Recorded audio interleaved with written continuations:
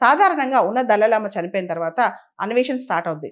ఉదాహరణకి ప్రస్తుతం దలైలామాని ఆయనకి 2 సంవత్సరాల వయసులో ఆయన దలైలామాగా గుర్తించారనమాట. సో 1935లో 2 సంవత్సరాలున్న ఈ అబ్బాయిని దలైలామాగా అప్పట్లో గుర్తించారనమాట. దలైలామా చనిపోయినప్పుడు ఆయన తల ఏ డైరెక్షన్ లో ఉందో ఫస్ట్ ఆ డైరెక్షన్ లో నెక్స్ట్ దలైలామా పుడతారని నమ్ముతారు.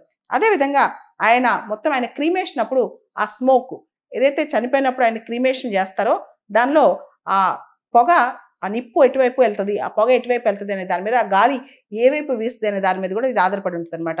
ఆ తర్వాత లామాలందరూ కూడా చాలా సీనియర్ లామాలు అనమాట. టిబెట్ లో లామో లక్సో లేక్ ఉంటుంది అనమాట. ఆ లేక్ దగ్గర కూర్చుని సీనియర్ లామాలు మెడిటేషన్ చేస్తారు. ఆ మెడిటేషన్స్ లో వాళ్ళకు కొన్ని డివైన్ విజన్స్ వస్తాయంట. అంటే దేవుడు వాళ్ళకు కొన్ని తెలియపరుస్తాడు. దాని ప్రకారం పిల్లలు ఎత్తుక్కుంటూ వెళ్తారనమాట.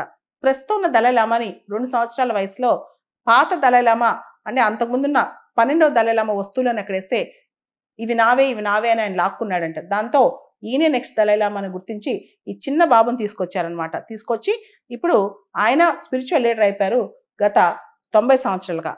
ఇప్పుడు ఎవరైతే తీసుకొస్తారో అలా దలైలామాని ఎతికి చిన్న బాబుని పట్టుకొస్తారో వాళ్ళకి Buddhist philosophies, scriptures, leadership responsibilities అంటే దలైలామాగా ఒక చిన్న బాబుని సెలెక్ట్ చేసిన తర్వాత పూర్తి స్థాయిలో చాలా రిగరస్ ట్రైనింగ్ ఇచ్చి వాళ్ళని టిబెటియన్ బుద్ధిజంకి స్పిరిచువల్ గురు మరియు పొలిటికల్ గురువుగా నిలుపుతారనమాట.